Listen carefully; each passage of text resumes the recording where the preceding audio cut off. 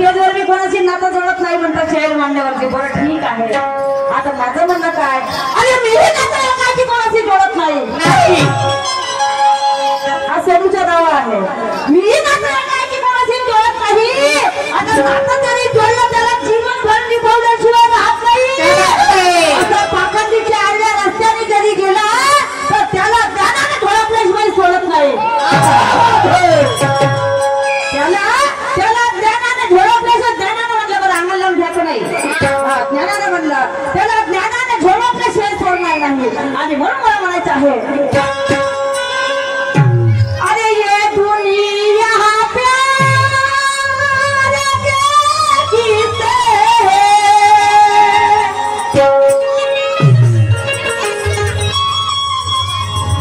ये दुनिया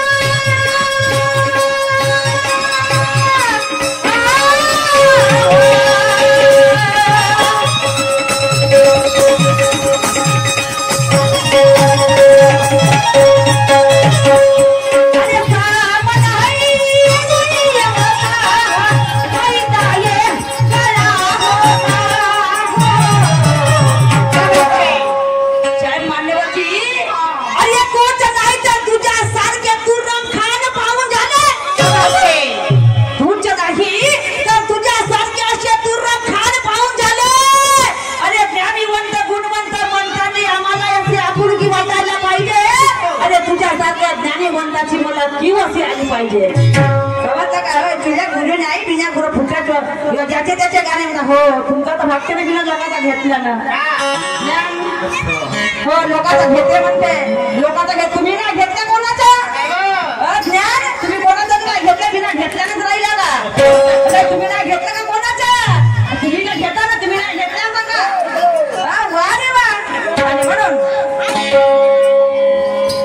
चीना आ गया तेरे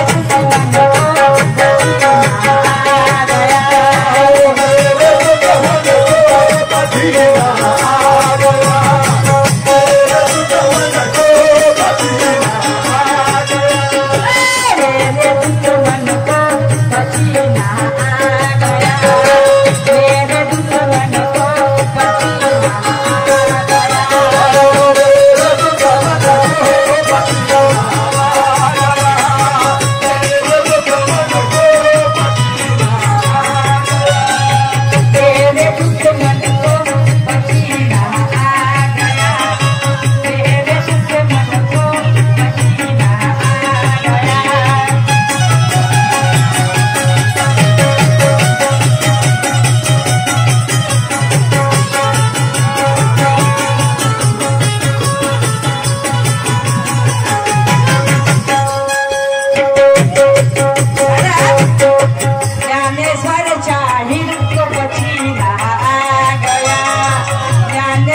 शाहिर तो आज पसीना आ गया।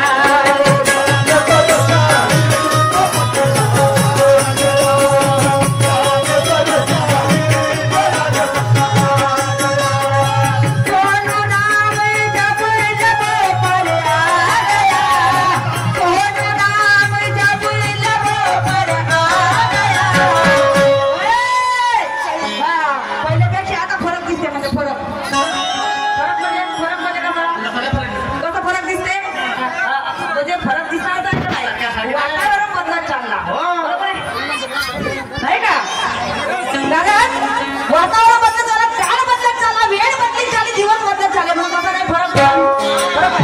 आणि म्हणून सोनू नाम जब लब पर आ गया, सोनू नाम जब लब पर आ गया, और इस शहर को पसीना आ गया, शहर को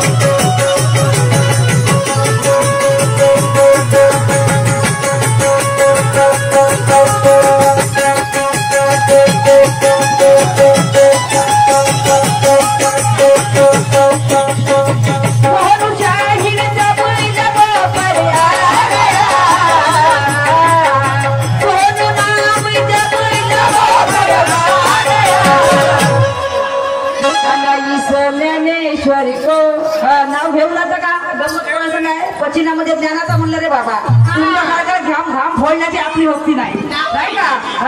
ज्ञानाचा पचिना म्हणलं, समजलं का?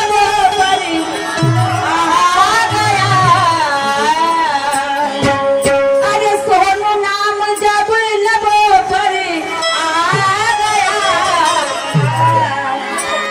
और इस ज्ञानेश्वर को पचिना